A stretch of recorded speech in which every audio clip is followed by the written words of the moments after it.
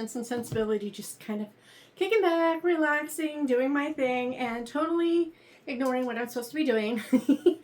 What is new about this? Nothing. That's what I say. Nothing. Okay. We have our first ever Book Haul TBR. Guys, I read every single book on the TBR, plus some. I read 17 books in June. Now, 2 of them were by, I think it's Robert. Yeah, Robert McFarlane. The Lost Spells. Remember, I wasn't so sure how I was going to handle this book. I'm not real comfortable with the word spells.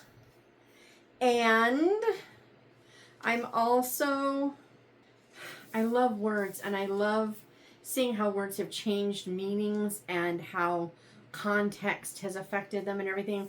So I also love what he did, but I'm going to say, even still, I'm still not comfortable with it. But I liked what I read in here, aside from that opening thing, so much that I bought the book that prompted this one. And it came, I chose hardcover because I wanted it to be a nice little match for this one. Yeah. This behemoth came. Come on, only I can do this. If anyone knows where I can get a small one this size, I really want this in this size, if it exists. So please tell me that it does. And it says, from the creators of The Lost Words is The Lost Spell. So I got The Lost Words. I have not reviewed this yet, but it will also get 5 stars. Well, I'm gonna leave this one out. This one was distinctly written for children. I don't know that this one was or wasn't. So, yeah, I bought that. But this one, guys, oh my. Okay, so I think what I want to do is read a little piece from my review because it explains why I gave a book that I'm still not comfortable with the introduction for.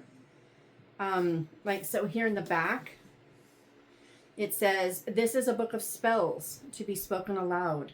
Here you will find conjurings and charms, spells that protect and spells that protest, tongue twisters, blessings, lullabies, and psalms.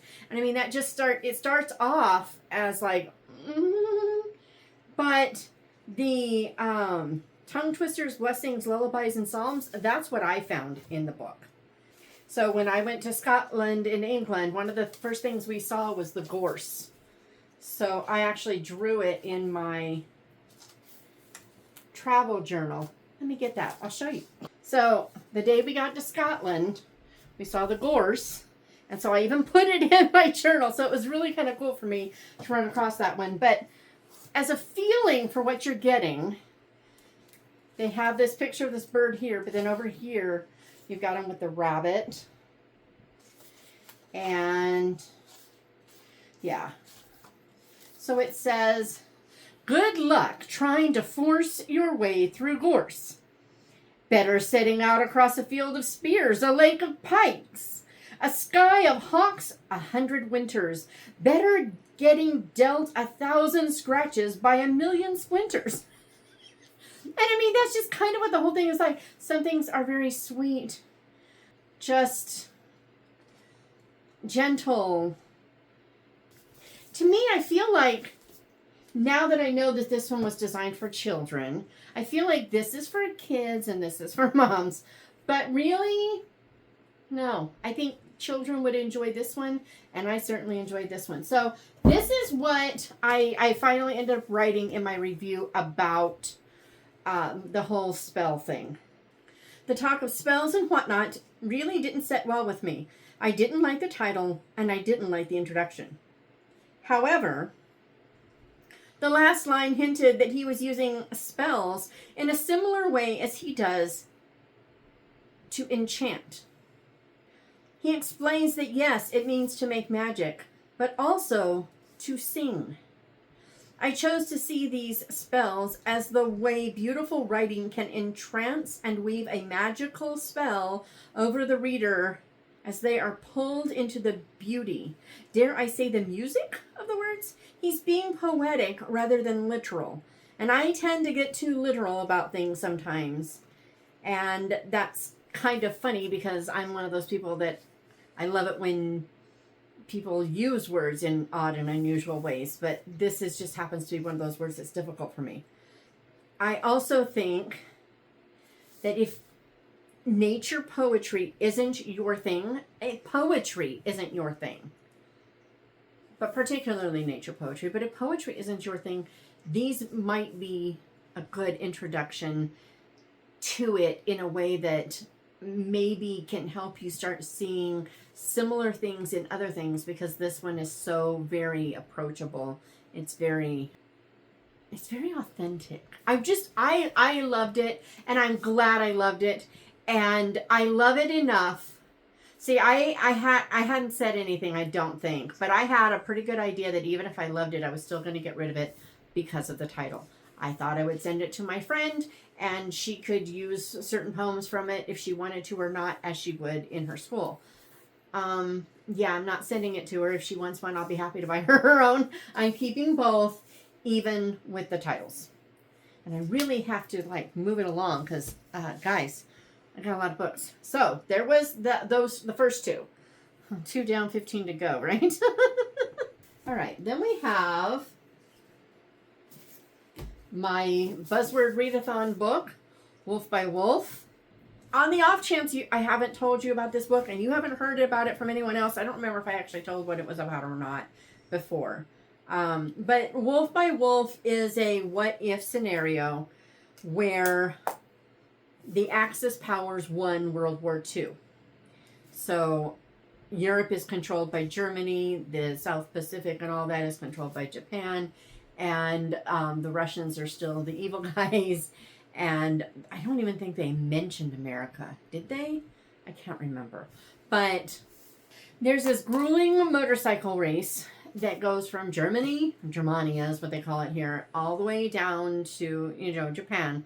And there are, I can't remember how many, but it's almost like the motorcycle Hunger Games in the 50s. So it's almost a fight to the death. It sounds like in many years people die, and people definitely die in this one. Our protagonist, Yael, if you know your Bible, we would see the name as Jael. And Jael is like my favorite Bible hero. I'm sorry, she is amazing. And she's the one that drives the stake through Sisera's head. Yes, that Jael. Well, this is her name. And so when you consider that her job, her purpose in the resistance is to kill Hitler, I missed it for the first, third of the book maybe. And all of a sudden I'm looking at her name and I'm like, oh my gravy, she's supposed to go and kill Hitler. And it just kind of all came together. So she was in the camps during World War II. She was one of the ones experimented on, and they were trying to basically make her as white can be. But there were other little experiments going on that ended up making it so she can, what they call skin shift. And nobody really knows this, except for the few people in the resistance. She can make her features look like someone else by concentrating on it, right? So she's going to go into this race as the gal who won last year. Only one woman has ever won. Only one girl has ever raced, I think. And so she's going to take over the race for that girl, because if she gets there and she's first, she will get to go to the ball that's at the end of the thing. And last year, that gal got to dance with Hitler. And if it happens again, she can kill him. And this is her mission. And so it's just this horribly grueling, terrible thing. But there's so much more to it. Books like this, because I would consider this dystopian. It's not just alternate history. It's also a bit dystopian because, I mean, society has crumbled into, the worst of what it could have become. And it's bad. So now the race to kill Hitler begins in this book. And then I feel like, she gets there, she's there, and I'm not going to tell you everything that happens, but what I will say is that everything that happens, I feel like we don't know what really happened. And my guess is going to have to do with the whole skin shifting thing. I suspect she's not the only one who can. So there's that. But in here, there is language, but almost all of it is German that I can only guess at, so I don't hear it in my head and it doesn't affect me. There were a couple of German irreverent uses of God's name that I absolutely knew exactly what it was, and that annoyed me. But when I got to the end and to the acknowledgments and I read the very final one, I think I see why there is so much of a kind of a biblical worldview in this one. Because at the very, very end, it says, my readers, my family, to my God, thank you for giving me this dream in the first place. Solo Deo Gloria. So I suspect that she is a Christian. And maybe that's why she chose to do things the way she did. I thought Ryan was a guy, and it turns out it's a woman. And which is really funny that I would do that because I actually considered Ryan for a girl's name.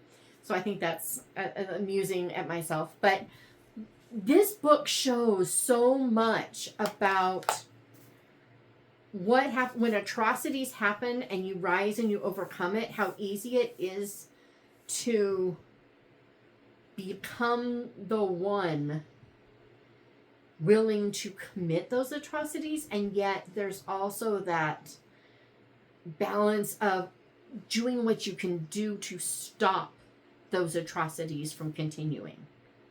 And so there's like that interesting balance of both of those, the bully becoming the bully and trying to stop it before more people become the bullies, right? I see all of that in here. This is a really profound book, and I thought it was done really, really well. And yeah, I need to read the next book, and I need to read it right away. That's going to be a new challenge for myself, but we'll get to that some other time. I can't keep talking about it or I'll be here all day.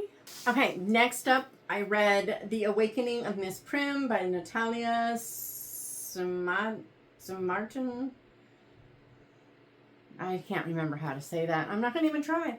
So this book, I think some people would consider this to be a romance. In my opinion, it is not. It's a love story, but not between a man and a woman.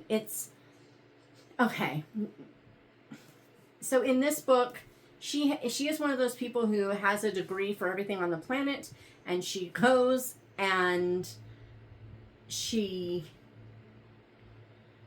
finds this ad for someone who's looking for someone to catalog books, and she just wants out of wherever she is, so she goes, and it says people with degrees need not apply. Well, she's got all of them, and she applies and she gets the job, and she's in this very strange house with this man who homeschools these kids that aren't even his, and she doesn't understand it, and she's not really sure that she agrees with pretty much anything he does. And so this love story in here isn't about those two, and that's the neatest part of it. It's not that there isn't something that develops, because I'm sure it does, but if it does, it develops after the story is over, which is really, really cool. We don't see much of that. what we see is her falling in love with this town, with people who have a totally different view on time and on work and on, I mean, they decide to play matchmaker, and she is mad. They're like, what do you mean I need a husband? You know? And they don't understand her objection to it, and she's pretty reactionary on the one hand, but on the other hand, then she realizes that she's reacting to them in the way that she is frustrated that people react to her. And so it's a really beautiful, just a beautiful thing. But they have this philosophy of intentional living, of academic pursuits for the joy of learning, not just of knowledge, but of learning in a way that isn't, you don't see it as much anymore. It was just really beautiful. Now, it was funny because before I started it, I have one friend, my author friend Barbara Cornthwaite, who wrote those nightly books. She loved it and gave it a glowing review. And then my daughter, Shalise, from And Read Another Chapter / Slidebuster Living, she gave it 3 stars. She was really frustrated by the I think she put it, every time the man in the wingback chair opens his mouth, he's like confronting and refuting and debating and almost attacking her verbally, every thought she has. And I was like, because we have a problem here. I tend to agree with both of them on books. I have disagreements with both of them on books, but usually if one of them loves a book, I'm going to. But I had one love, one meh, and I'm like, what, am I going to be in the middle or what? No, I loved the book, and I totally agree with Shalise, except I think what Shalise missed, sorry, Shalise, I love you, but I think what Shalise missed is that this is the entire culture of this town. They debate everything. They debate in a British, the old school British way. I don't know if it's still this way, but it used to be the Brits would sit around, in a pub or something around a pipe. They would have these wild, impassioned debates about something, and then they'd all take their final drink. Hey, see you later. Go home. Everybody's good. It's all good. They debated for the joy of discussion and debate. I could really see C.S. Lewis enjoying that, So when he's coming back at her and just like turning everything back as a debate with her, it's not her. He does it with everyone. But the thing is that because this book is pretty much from her point of view, we only see it from her side where she feels attacked by him.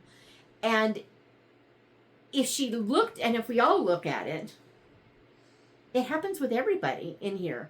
But the way he does it is uncomfortable for her because of her mental picture of him, as opposed to because he's actually any different than others. It's really fascinating, really beautiful book. I really hope that there is not I haven't looked. I hope there is not a sequel, and I hope they don't make one. I want this book to stand on its own as it is, because I think it would devolve into a romance if it didn't. And it was beautiful. I will read that book again. There's no doubt. It was that good. The next one I read was The Last Chronicle of Bset. And I'm not going to go very far into this because I'm going to do a whole video on the series because I have so much to say. And I might even have to turn it into 2 videos because I have so much to say on this series. In this one, we finally get the conclusion to the series. I love these because all those characters that we met and they intertwined and we got to know really well, we get to know even deeper. And it's one of the best things in this one is, Crawley, Reverend Crawley in here is very similar in how he thinks and behaves, in principle anyway, to Mr. Harding, who is that favorite character of mine from The Warden. They both see their duty and refuse to budge from it. They refuse to yield from it. But the difference is that Harding, and don't get me wrong, Harding's life is much easier and pleasanter. than Crawley's. Crawley struggles for every little thing. And he is unjustly accused in this book, and he's put through the ringer. But I feel like Crawley, his faith is his faith. It's his, it's everything to him. And yet he doesn't derive satisfaction from it. He doesn't have that peace from it that you would get even in the hard times, because he's so focused on it. Whereas Mr. Harding, the more, it's like hardship makes him softer. Whereas for this guy, Crawley, it makes him harder. But so it's a beautiful just comparison between two very similar men in their deep faith and what they get from it. And it was a good object lesson, let me tell you. But that's all I'm going to say. I gave it 5 stars, loved it. But that's all we're getting from that one, because like I said, I want to do a whole, don't you think? Yeah, let's just do something and focus on those, because there's a lot. So then I read Junebug by Chris Fabry. I didn't know, and that's not true. I didn't remember. Now that I have thought about it, I remember Chris Fabry telling me that this was second in, I think, a series of 4.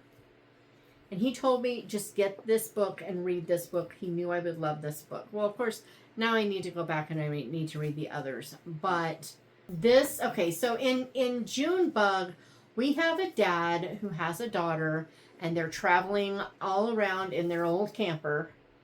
And, they sleep in Walmart parking lots. You can do that. And they've been in this one Walmart parking lot for too long. They're waiting for a part to come in, and and now the manager wants them out of there. And at the same time that all this is happening, June walks into Walmart and sees her name on a missing child poster. It's her face. It looks just like her, even though it's it's been aged. I think she was 2. And they aged her to, I think, 9 now? 7, 9? Can't remember. It's been aged several years, and it still looks just like her, but it has a different name. And she doesn't want to say anything. She doesn't know what's going on. She's confused. And it's this whole story about what happened, how her father has her, what things were like back at home, what those people are going through, and all the stuff that goes with it. And in the end, this has one of those, this is not a happy ending, and yet it is. And it's a satisfying ending, but it's not. I have Junebug as a hard story. It asks and answers questions, but not always the same ones. In other words, it doesn't always answer the question you asked. In the end, you have a story that will keep you turning pages, hoping for the impossible, and satisfied when the impossible doesn't happen, even as it does. And it was brilliant. I loved it. Everyone should read it. Yeah. We're just going to stop right there. Because, yeah. Okay. And then I read The Maid by Anita Prose. In this one, we have a kind of a quirky.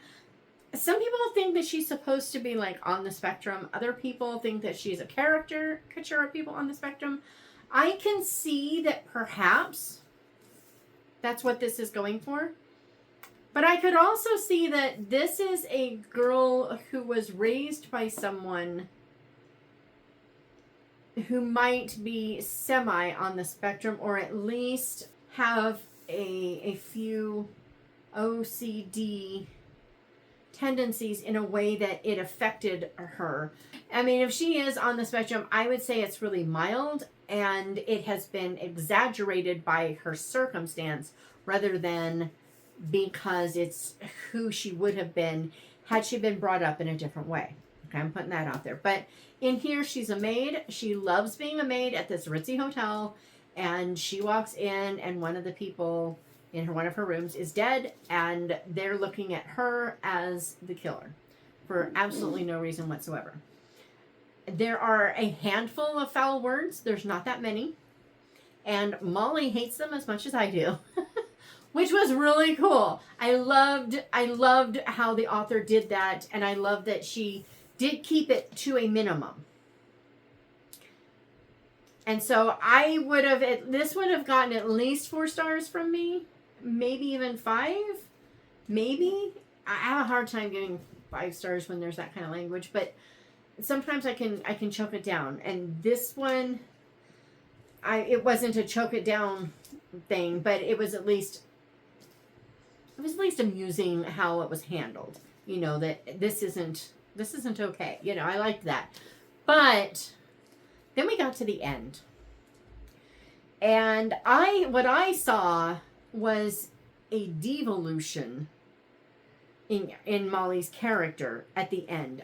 It's like she kind of came down from what is right and wrong. She's very focused on what is right and wrong. And then we find out things at the end, and it becomes this, you know, well, what about your truth? And it's like, wait a minute, no. In certain cases, truth is truth, and there is no your truth, my truth. If someone killed someone, that is the truth. There is no your truth about it. And so that it kind of went that way, and then there were a few other things that happened that were totally understandable, but totally wrong. And I was very upset, and I had a really hard time. There was a part of me that was like, do I even want to read the next book for a little bit? But then I was like, no, actually, I really did actually enjoy her character. I like the narrator. The narrator, like, nailed who she is, which was really fun. So I went ahead and I gave it 3 stars. It was a full 3 stars, maybe even like 3 1/4, 3 1/2. But it was a lot of fun.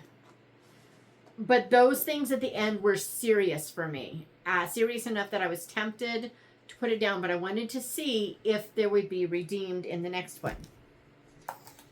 Was it? We shall see. So, The Mystery Guest. I read this one right after that one, if I recall correctly. And so in this one, we get more of Molly's backstory. We get more of who she's becoming.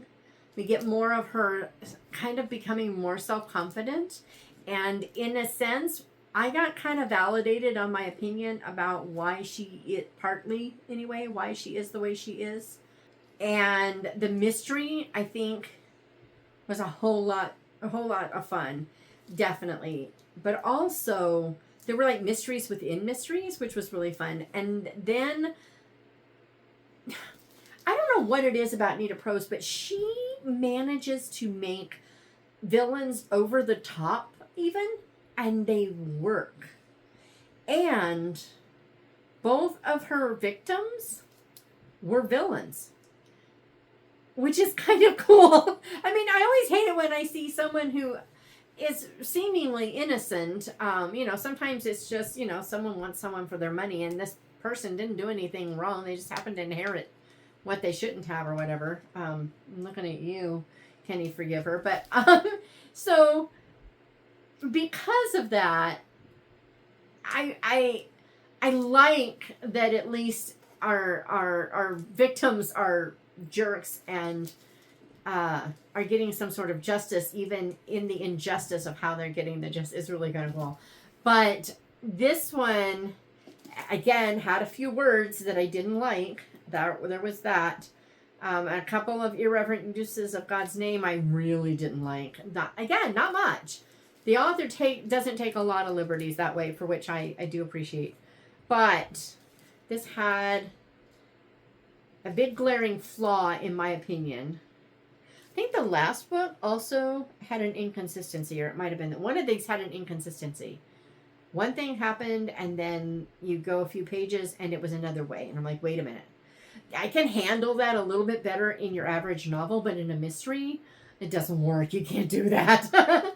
But in this one, what I didn't like was the detective kind of does a 180 way too fast. The detective doesn't like her in that one, doesn't like her at the beginning of this one, immediately decides that she did it again, even though she was proven not to have done it in that last one. So why would she start kicking off people now, right? So there's that. But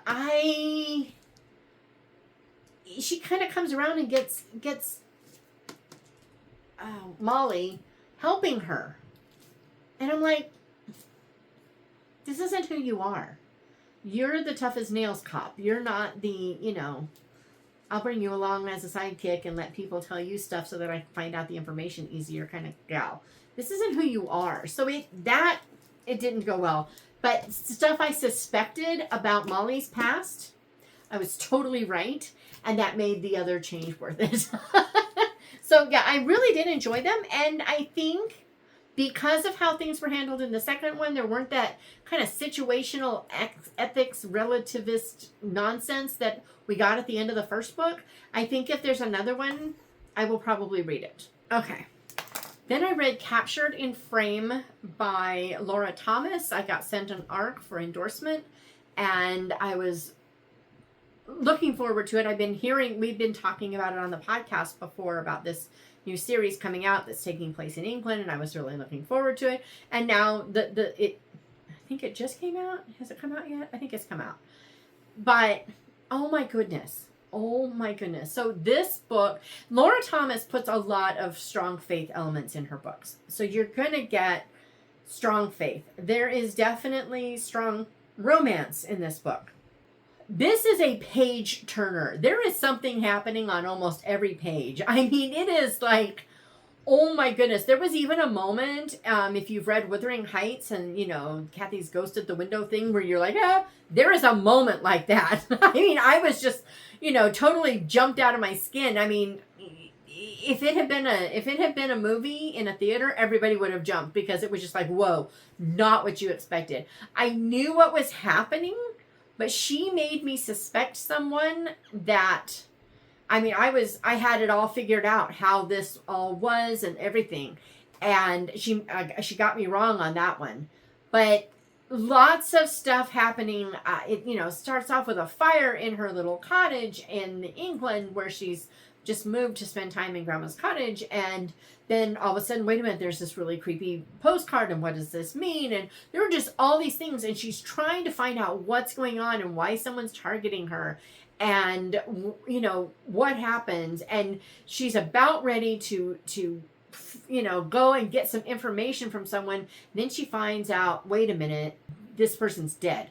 Now what do I do? And then there's just all these things, and it's coming at you from all sides. On top of, family drama, with it. Oh man, there was a lot going on. It was really good. I really enjoyed it. And yeah, so it wasn't technically on that TBR, but it did come in June, I think, either May or June. And so it came in before that TBR thing. And so I made myself read it.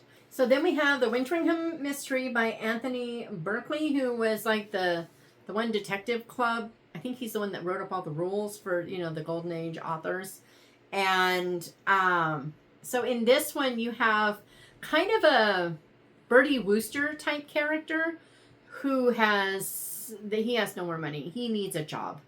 And because he can't survive. So he and his valet or butler, one of the two, I can't remember which the guy was, he's going to become a footman at this house, Winteringham, and he's going to go do this because he needs money, and he can't pay his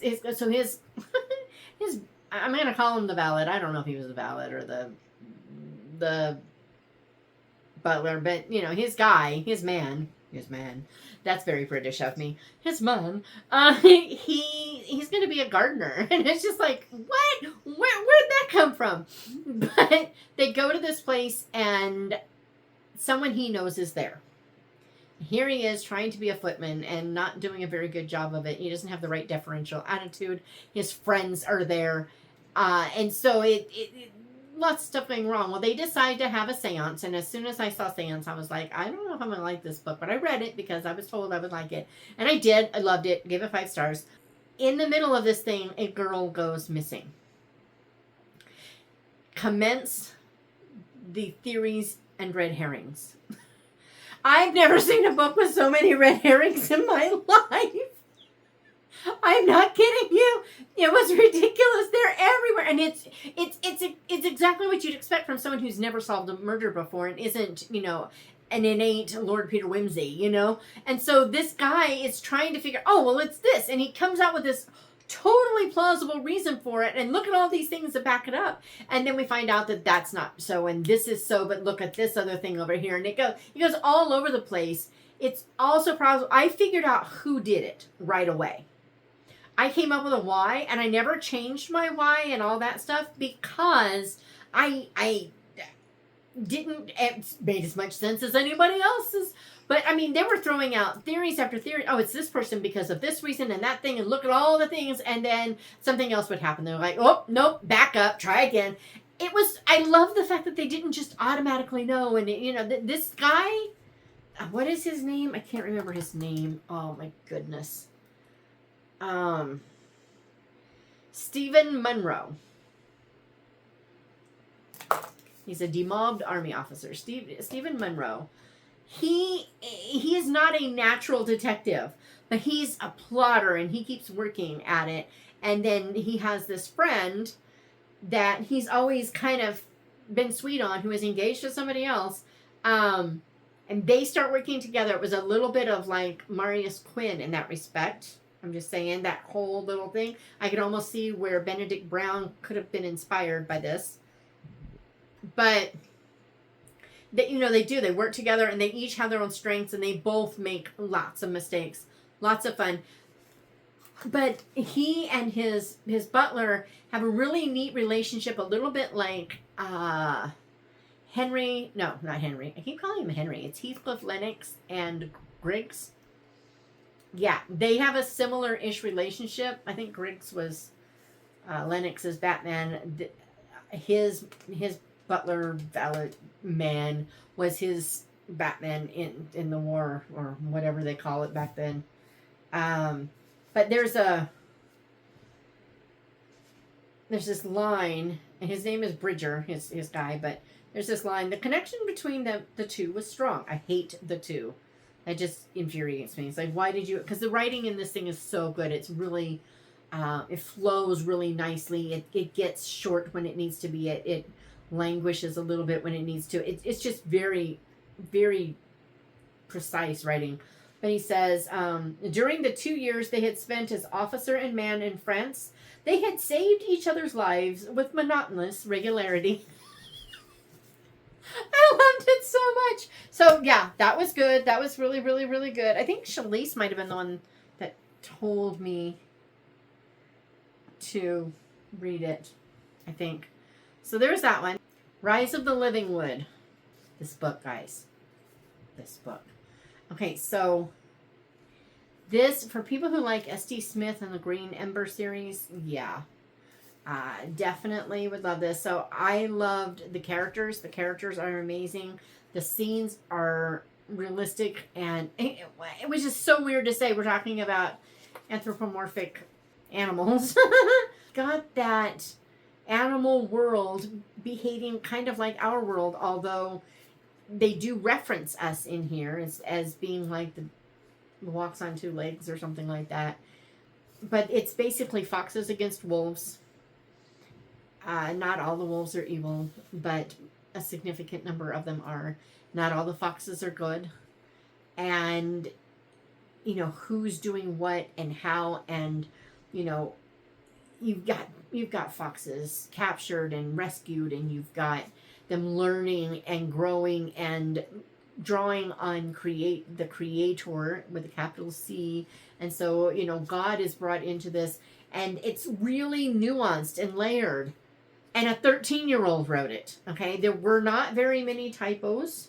There were just a couple of small things, which was nice. I expected more. Most of what I saw, it's not really worth mentioning. But the only thing I didn't like about this, I knew going in, and I was prepared for it. It ends on a cliffhanger. If cliffhangers drive you crazy, you need to wait for book 2. But I'm really glad I read it when I did. It is so good. Middle grade, quality, Loved it. I really can't say much more. I feel like I'd give away the story. And that's no fun. Next up was What If We Met in a Bookstore by Callie McClay. I need the next book. Where is it? Oh, I have chapter 1 in my inbox. I'm just like, how am I gonna wait? I don't want to wait. Okay, so it's a portal fantasy, and actually Lorna has a sticker that says, books are imaginary, or portals into imaginary worlds or whatever. Well, this is kind of like putting that idea into a story, and now here's the story. And it was so good. Basically, it's YA, and there's a little bit of the YA angstiness, but not over the top, which was nice. But we have Briar, who, when she was, I don't know, I think it was junior high, disappeared for quite a while. Maybe she was in high school, because I know they were talking about it in high school. But she disappeared for quite a while. When she came back, she said that she had fallen asleep in the bookstore and, woke up and she was in there alone and, whatever. Well, then she went on to write this story. And when someone runs across the story, she discovers that the story I wrote is what I dreamed about. So she had written down her dream. Well, the next thing she knows, she's there in this place that she had dreamed about / written about. And again, after being in the bookstore. And so, but what's happening in that world is being reflected. You know what I mean? So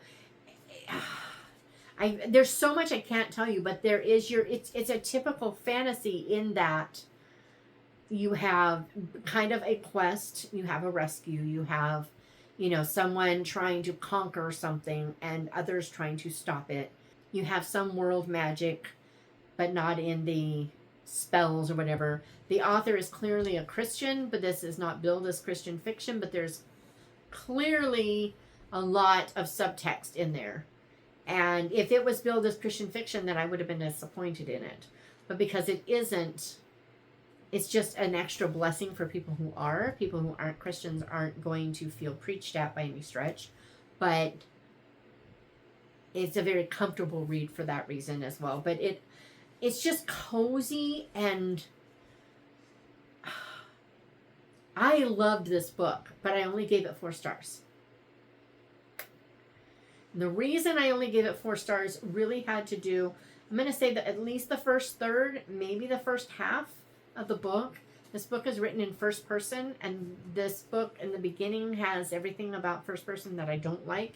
I think it's even first person present. The present tense isn't the problem. It isn't even the present tense isn't badly done. But the first person in the first half or so, there were way too many paragraphs where every single sentence started with I.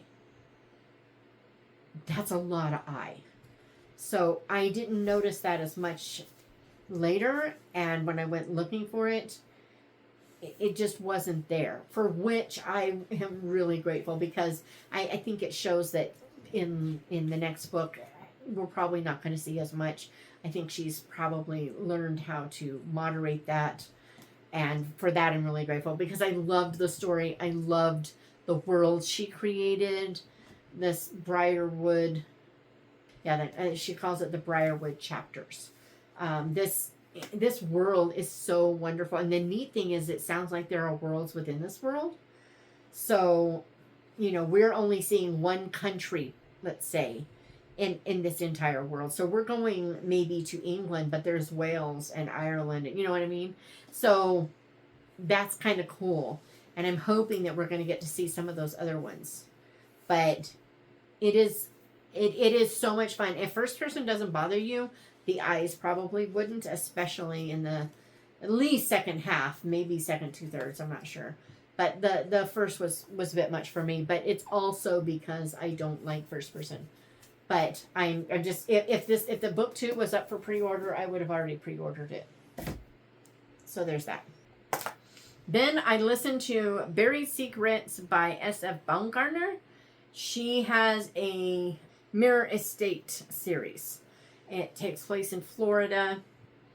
And basically we have this young man who didn't think they had any family, discovers after his mom dies that there is a grandmother. And she wants him to come visit her. And a bunch of secrets start coming out. It is suspense / thriller. It is not romantic suspense at all. So if you don't like the romance in your suspense, you got that there. It has a definite faith element. This is only a prequel, and it's expanded quite a bit, I understand, from the original. It was just kind of a little bit of a off to the whole series. And so, he gets there and he's in this house and he's discovering things and whatever. It almost felt like she took all those little cliche things that, shouldn't work and used them in totally new, fresh ways so they didn't even feel like it. Took me a real minute to realize that, oh, wait a minute, this is that trope. And yet it wasn't glaring because she did something new and different with it. And I really liked it. Gave it 4 stars. I have a feeling the novels I will probably end up giving 5 stars. I'm just guessing. But she managed to do an awful lot in a very short, novella. And I'm thinking if she had been able to flesh this out just a little bit more, it would have been great. So I'm kind of excited. I'm looking forward to more from her. On the way home from Minnesota, I have been in the mood for rom-coms, which is kind of weird. But that's how I like romance. If I'm going to have romance, I want it to be a rom-com. And I had talked to this author, Mary Pat Johns, about her series. And so I had it in my Kindle Unlimited ready to go. So I pulled that one up to read on the way home. It was Counting on Jessie. And in this one, I think her name's Brenna or Brianna, one of the two, something like that. She goes to work at this gym. She needs a job. She's offered the job. She's an accountant. And she goes and she's like all on this. And, man, her boss he's ex-military. He's dealing with a lot of guilt. His buddy lost one leg at least in Afghanistan or wherever they were, Iraq, one of the places. He lost a leg and he's still beating himself up over that. He's got some severe PTSD. With that background, this guy was so annoying. Okay, you got to remember, I gave this book 5 stars. But he was so annoying. He was up and down and up and down and up and down. He's just like flashes of anger, and then he's fine, and then he's, apologizing. And he's like every abusive character you've ever met. And so I shouldn't like this. But I'm not kidding you. She's genius because this Brenna, I'm going to call her Brenna. It's either Brenna or Brianna, something like that. Brenna, we're going with Brenna, and she got a name change. Well, sorry, Mary. But she confronts it. She's not having it. We're going to talk about this. We're going to deal with this. We're going to work through this stuff. And I'm not going to be a verbal yo-yo for you. I'm not going to be this, emotional yo-yo for you to just like fling all over the place. And it was so good. I mean, gee, wait a minute. Talking about things, addressing actual problems, dealing with problems, not giving up on people just because they have problems. All the stuff in this book with some depth. Wait, what? I mean, I was so impressed at how well they did that. I mean, it was a lot of fun. It was funny, but it also had that depth. And I really enjoyed it. I will definitely be reading. The next one I think is single mom situation, I think. So, and I think it's up with the other guy in the business, the buddy who lost his leg. I can't remember what the name of that one was, but it was something. And so, yeah, Counting on Jessie, definitely. So then was my next, and I've already put the book away in my room. I don't know why. But The Road Before Us by Janine Roche. Oh my goodness, guys. This book. So We have one, and I'm not remembering almost anybody's names. They're like gone over the weekend. This was like June 4th or 3rd that I finished it, so I can't say whatever. But in this one, you have a woman whose fiance ran a Ponzi scheme that she was helping with because she didn't know it was a Ponzi scheme.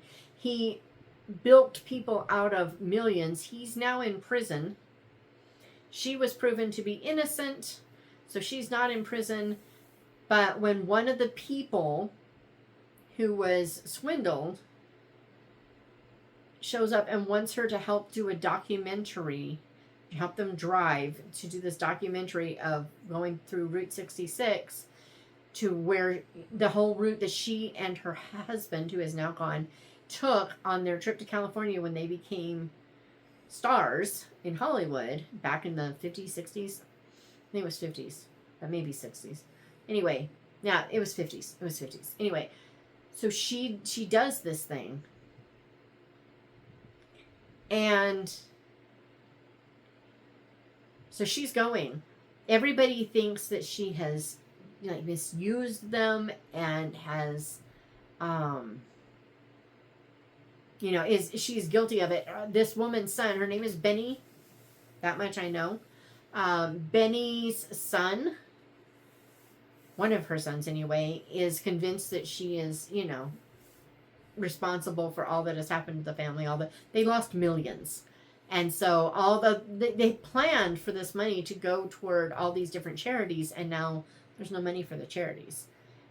The one son is doing this documentary because he wants to use the money to get her in a home because she's starting to show signs of dementia. And then it's this just whole trip where they're all confronting their own personal demons and all having to interact and react and deal with all the stuff. And there was one thing happening in this thing that I was sure was going to have some really, oh no, what's going to happen here moment. And it turned out not to be that. But there were too many others that I didn't see coming. There's twists all over this thing. It's like someone sent a dust devil going or something. It was crazy. But it was so good. It was so good. And I can't wait to see what she does next. Because, yeah. I think I even said that in my review. The Road Before Us, it's probably going to make one of my top Christian fiction of the year. I don't see how it won't. Then I read Stilettos and Scoundrels by Elsie Turner. Actually, I listened to it on audio. It's a mystery. Now, this book has been rewritten and re-edited and all kinds of stuff. It was her first book. And she's one of the authors that I was at that retreat with, so I learned about it last year. And this one, oh my goodness, this was so good. It was funny. It was really funny, which is nice. It's a cozy mystery. I don't remember there being any faith content in it. It didn't claim to be Christian, but it is clean. I don't remember there being any language or any. I don't remember there being. If there was, I've forgotten it, and I gave it 4 stars.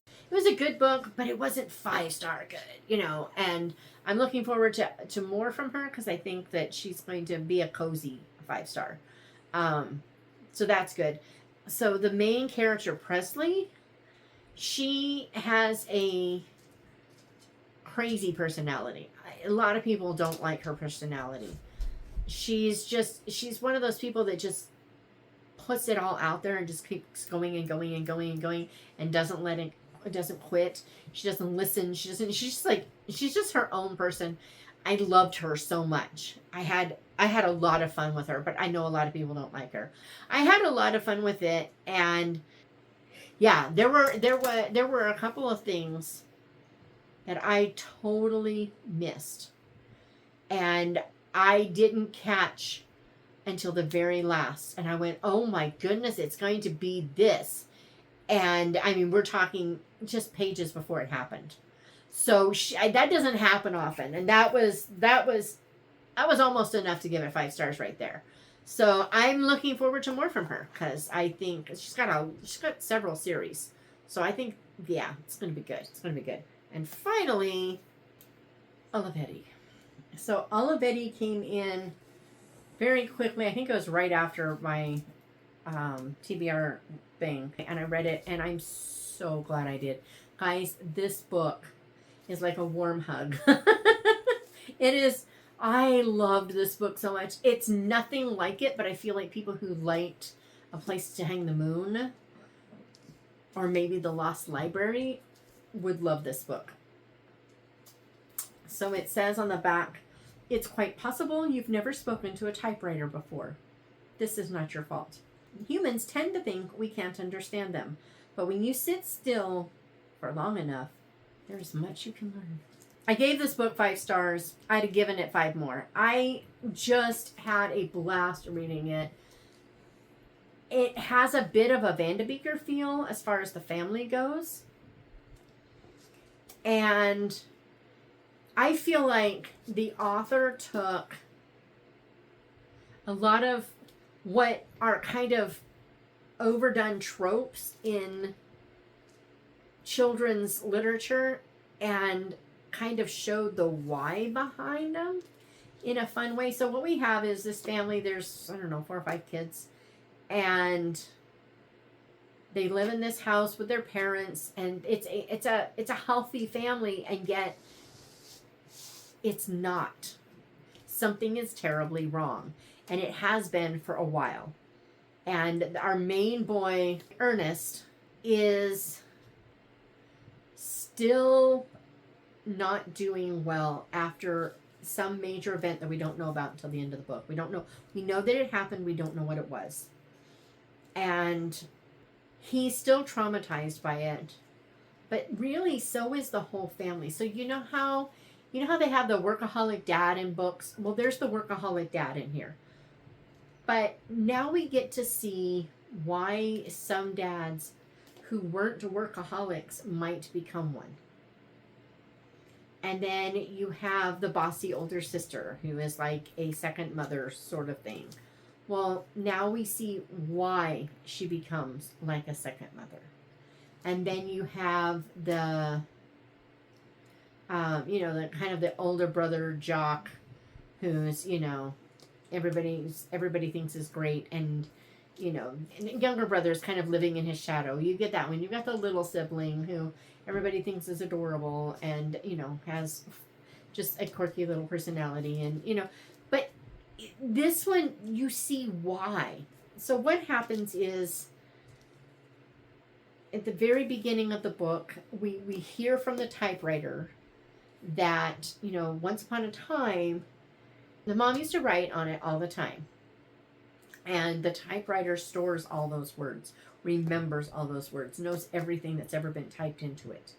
As the years went along and as things happened in the family, stops typing on this typewriter and it gets kind of relegated to the closet.